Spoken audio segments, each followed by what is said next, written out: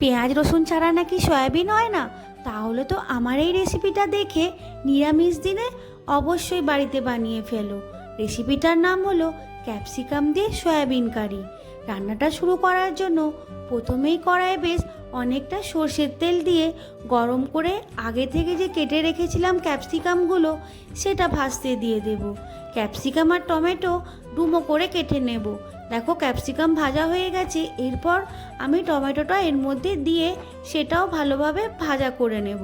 Capsicum আর টমেটোটা হালকা করে ভাজা ভাজা হয়ে গেলে আমি একটা মশলা রেডি করেছিলাম, কাঁচা লঙ্কা আর আদার পেস্ট, সেই মশলাটা এর মধ্যে দিয়ে দিলাম। এরপরে দিলাম লঙ্কা গুঁড়ো, হলুদ গুঁড়ো, সামান্য একটু জল দিয়েছি আর কাশ্মীরি লঙ্কা গুঁড়ো দিয়েছি রান্নাটার রঙটা ভালো হওয়ার জন্য। আর সবশেষে একটু নুন দিয়ে মশলাটা বেশ ভালোভাবে হালকা হালকা করে একটু কষে নেব। মশলাটা কিন্তু ভালোভাবে কষে নিতে হবে। দেখো রং একটু চেঞ্জ হয়ে গেছে আর রান্না থেকে একটু তেল বেরিয়ে এসেছে। আর এরপরে আমি এর মধ্যে দিয়ে দেব জিরে গুঁড়ো। জিরে গুঁড়োটা দিয়েও সেটাও একটু হালকা হালকা করে হালকাভাবে একটু কষে নিতে হবে। আর এর আগে আমি দই ফেটিয়ে রেখেছিলাম, এর মধ্যে গ্যাস কমিয়ে দিয়ে আর ফেটানো দইটাও এর মধ্যে দিয়ে দিয়েছি। ফেটানো দইটা দিয়ে গ্যাসটা একেবারে কমিয়ে দিয়ে ভালোভাবে মশলাটা মিশিয়ে নিতে হবে। আর এর আগে কিন্তু আমি সয়াবিনটা হলুদ দিয়ে আর নুন দিয়ে সিদ্ধ করে নিয়েছিলাম। সেই সিদ্ধ করা সয়াবিনটা এর মধ্যে দিয়ে মশলাটা আরও ভালোভাবে মাখিয়ে নেওয়া হলো। ভালোভাবে মশলাটা মাখিয়ে নেওয়া অবধি গ্যাসটা কিন্তু একেবারে বাড়ানো যাবে না।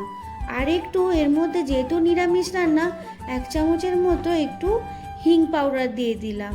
রান্নাটা কিন্তু তাহলে কি হবে, একটা সুন্দর স্মেল আসবে। দেখো রান্নাটা বেশ কষা হয়ে গেছে। এরপরে এই রান্নার মধ্যে আমি একটু অল্প করে হালকা একদম অল্প করে গরম জল অ্যাড করে দেব, যাতে একটু গ্রেভিটা হয়।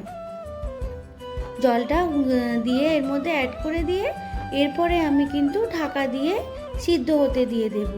আমার সয়াবিনটা সিদ্ধ হওয়াই ছিল, তা হলো এই মশলাগুলো যাতে ভালোভাবে সয়াবিনের মধ্যে মিশে যায়। আর একটু চাপা দিয়ে আর উপর থেকে কসুরি মেথি দিয়ে আরও একটু ভালোভাবে নাড়াচাড়া করে আরও একবার চাপা দিয়ে দিলাম। রান্নাটা কিন্তু প্রায় শেষের দিকেই হয়ে গেছে।